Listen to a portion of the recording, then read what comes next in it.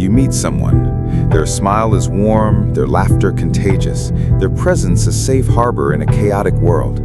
They see you, really see you, your quirks, your humor, your quiet moments of vulnerability. For once, you feel understood, anchored, alive. But then, like a storm breaking without warning, they turn. Their eyes narrow, their voice sharpens, and they hurl accusations that cut deeper than knives. You're a liar, a manipulator, a fraud wearing a mask of kindness. You stand there, frozen, your heart pounding. Not because it hurts, though it does, but because it makes no sense. It's as if they're seeing someone else entirely, a phantom in your shape, a stranger they've conjured from their own darkness.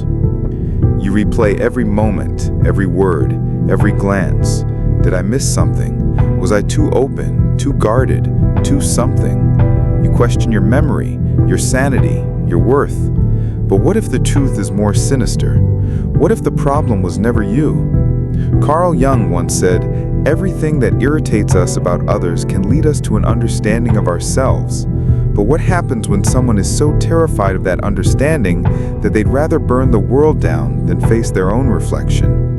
This video isn't about them, it's about the war they're fighting within themselves, a war they've dragged you into. It's about the human shadow, the parts of us we deny, repress, and bury until they erupt like a volcano, scorching everyone in their path. Today, we're diving into the heart of projection, the psychological weapon that turns you into a scapegoat for someone else's demons. We'll uncover how it poisons relationships, families, workplaces, and even entire societies. Because here's the chilling reality.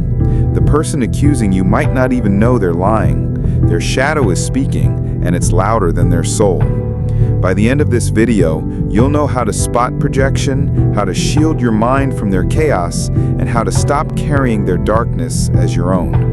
This isn't just psychology, it's a battle for your sanity, your peace, and your truth. So stay with me, because what you're about to learn could save you from the next silent assault, the kind that leaves no scars, but shatters something far deeper. Picture this. You're pouring your heart into your work, staying late, double-checking every detail, giving more than anyone asked.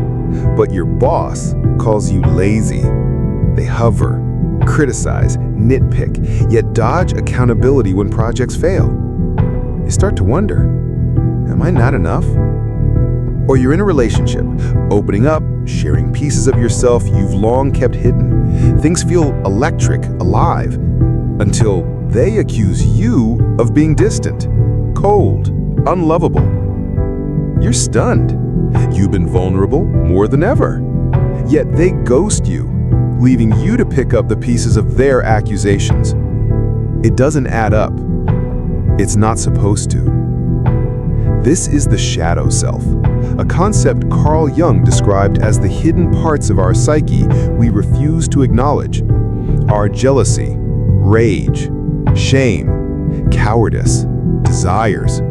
The more we deny it, the more it festers, growing claws and teeth in the dark.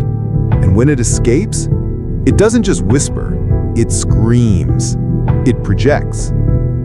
Projection is the mind's sleight of hand, a defense mechanism where someone takes their own darkness and pins it on you. The boss who calls you lazy, they're drowning in their own incompetence but can't admit it. The partner who calls you cold, they're terrified of intimacy, running from their own heart. The friend who accuses you of betrayal, they're the one weaving lies to protect their fragile ego. Projection isn't hypocrisy, it's unconscious. They believe their accusations, they feel righteous, justified, because their mind has rewritten reality to shield them from the truth. Jung said, until you make the unconscious conscious, it will direct your life and you will call it fate. That's the power of the shadow. It blinds people to their flaws by projecting them outward, turning you into the canvas for their nightmares. You become the liar, the villain, the problem, not because you are, but because they can't face what's inside them. This isn't rare. It's everywhere. The coworker who gossips, yet warns you not to trust anyone. The parent who demands respect while tearing you down. The influencer, railing against toxic people while bullying in the shadows. The shadow doesn't just live in monsters, it lives in us all. The difference? Some confront it. Most don't. And those who don't are the ones who weaponize it. They walk through life blaming others for the flaws they carry, mistaking their wounds for your crimes. You're not allowed to disagree. It threatens their illusion. You're not allowed to shine. It exposes their failures. You're not allowed to leave. It reveals their emptiness. The scariest part? When someone projects, it feels wrong, like a glitch in reality. Their accusations don't match your actions. Their anger feels misplaced, their stories inconsistent. You feel it in your gut. This isn't about me. But if you don't understand projection, you'll internalize it. You'll carry their guilt, apologize for their lies, shrink to fit their narrative. You'll lose yourself trying to make sense of their chaos. But once you see it, once you recognize the shadow for what it is, everything shifts. You stop absorbing their pain. You stop questioning your worth. You start seeing the red flags, the sudden rage, the exaggerated accusations, the stories that unravel under scrutiny. You realize they're not fighting you, they're fighting themselves, and you're just the mirror they want to shatter. Some people don't just carry a shadow, they become it. At first, they dazzle, charismatic, confident, magnetic. They draw you in with promises of truth, salvation, or love. But beneath the shine, something darker pulses. Jung called this ego inflation. When someone's sense of self grows so massive, it swallows their humanity. They no longer have a shadow. They are the shadow. These are the cult leaders claiming divine wisdom, the influencers preaching authenticity while curating every pixel, the fanatics dividing the world into us versus them. They don't just project, they weaponize their darkness, creating enemies to avoid facing themselves. Listen to their words. They're out to get us. Only we see the truth. Everyone else is blind. They speak in absolutes, demand loyalty, and cast dissenters as evil.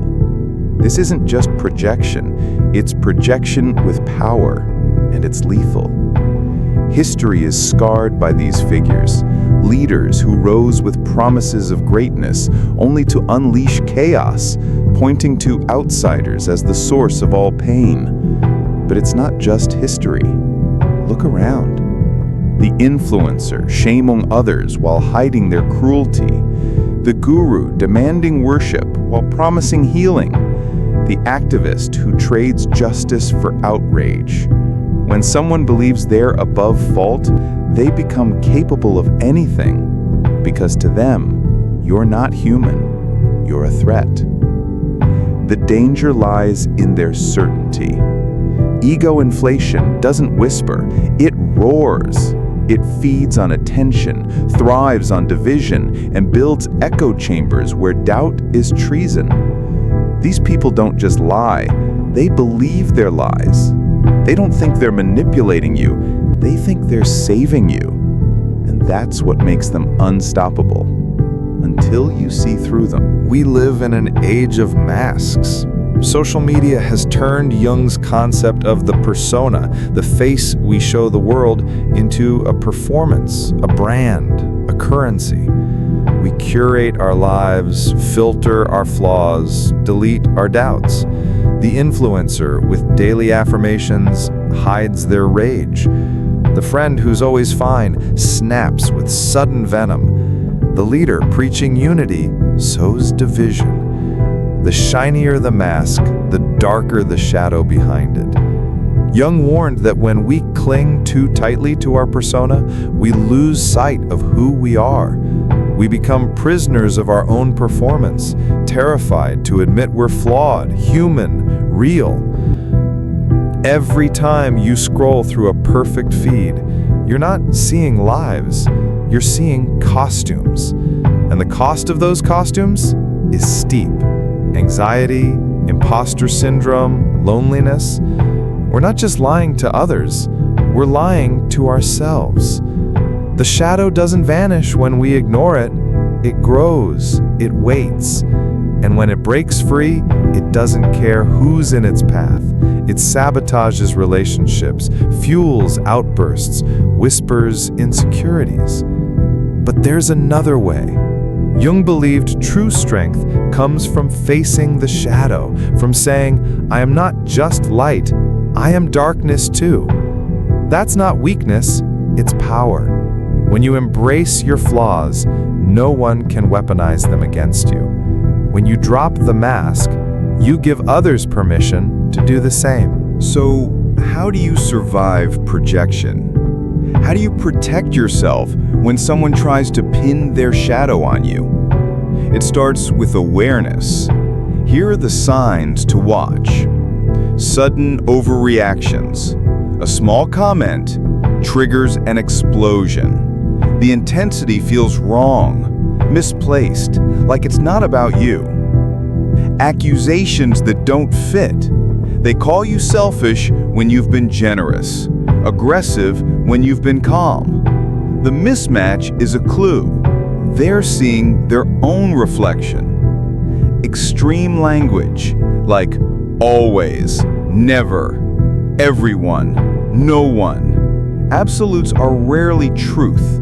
They're control. Unstable moods. They shift from warm to cold, from praise to attack, in a heartbeat. Projection thrives in emotional chaos. When you spot these, don't defend, detach. You can't argue with someone's wound. Instead, pause. Ask yourself, does this align with who I am? If not, let it pass. Imagine holding up a mirror, not a shield. Reflect their chaos back without absorbing it. Ground yourself. Feel your feet, slow your breath, anchor in your body. Journal, reflect, or talk to someone who sees you clearly. The more you know yourself, the less their lies can touch you. Empathy is a gift, but without boundaries, it's a trap. If someone lives in projection, if their accusations never stop, walk away. You're not here to carry their pain. You're not here to fix their wounds. You're here to protect your peace. Let them call it selfish. You'll know it's survival. Let's return to that moment, the one where someone turned on you, accused you of something that wasn't you. Now you see it. They weren't fighting you, they were fighting their shadow. And you were just the mirror. That realization is your power. You don't need to carry their guilt. You don't need to shrink to fit their story. You don't need to prove your worth to someone who can't see their own. Jung said, knowing your own darkness is the best method for dealing with the darkness of other people. That's the secret. The world will always have shadows, but you don't have to fear them. You don't have to fight them. You just have to see them. Because when you can see in the dark, no one can trick you into carrying their pain. No one can make you doubt your light. No one can make you forget who you are. This is your strength, not to be perfect, not to be loved by all, but to see clearly, to stand in the storm of someone else's chaos and choose calm, to face their darkness and still choose your truth. That's not just survival, it's transcendence. So the next time someone throws their shadow at you, don't catch it, don't fight it, just see it and walk away, whole.